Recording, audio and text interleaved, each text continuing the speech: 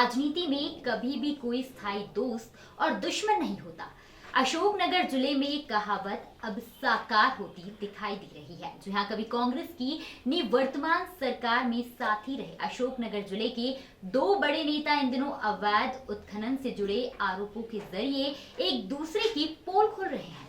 खास बात यह है कि जिले के ये दोनों कद्दावर नेता एक दूसरे पर उनके क्षेत्रों में उस समय अवैध उत्खनन कराए जाने के आरोप लगा रहे हैं जब ये दोनों प्रदेश की कांग्रेस सरकार का हिस्सा। नेताओं के पोल खोल अभियान की शुरुआत उस समय हुई जब गुरुवार को कलेक्ट्रेट सभा कक्ष में गुना सांसद केपी यादव की अध्यक्षता में आयोजित जिला विकास समन्वय एवं निगरानी समिति की बैठक में चंदेरी से कांग्रेस विधायक गोपाल सिंह चौहान ने बीजेपी नेता और प्रशासन पर अवैध उत्खनन में शामिल होने के आरोप लगाते हुए कहा कि मुंगावली में बड़े पैमाने पर रेत का अवैध उत्खनन हुआ है। चंदेरी विधायक ने कहा कि मुंगावली स्मार्ट सिटी प्रोजेक्ट के अंतर्गत होने वाले निर्माण कार्यों के लिए इस्तेमाल की गई हजारों ट्रॉली रेत बिना किसी रॉयल्टी के भुगतान के बेतवा नदी से निकाल कर लाई गई है। इसके अलावा अवैध उत्खनन के जरिए निकाली गई रेत का उपयोग मुंगावली मल्हारगढ़ एवं करीला सड़क निर्माण में किया गया है। डग्गी राजा ने कहा कि मुंगावली में बेतवा नदी से अब तक हजारों ट्रॉली रेत का अवैध उत्खनन किया जा चुका है। अवैध उत्खनन के आरोप के जरिए बीजेपी नेताओं को घेरने की कोशिश कर रहे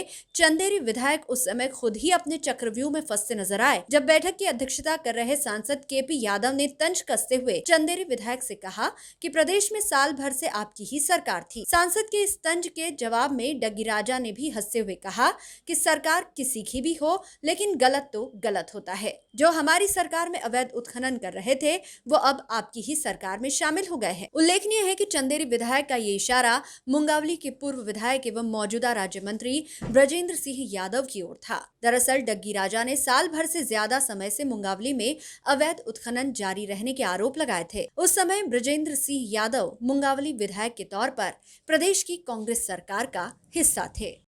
जो मुंगावली में स्मार्ट सिटी की रोडें बन रही हैं, मल्हारगढ़ की रोड बनी है, करीला मार्ग की रोड बनी है, इनमें कम से कम 2000 ट्रक काली रेत मल्हारगढ़ से अवैध उत्खनन करके इनमें 2000 ट्रक से ऊपर रेता लगाई गई, न जिसकी कोई रॉयल्टी है न जिसका कोई परमिट है।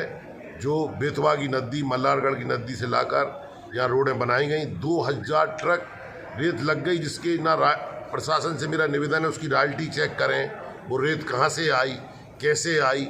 आज भी बरसात के टाइम में नदी के किनारे से रेत लाई जा रही है और मुंगावली की स्मार्ट सिटी में लगाई जा रही है। 2 बार मीटिंग में उठा चुके, प्रशासन मौन है, पूरी तरह से कोई सुनवाई नहीं हो रही है। दिन रात हैंडपंप लग रहे हैं। मुंगावली में चुनाव होना है और अशोकनगर में चुनाव होना है।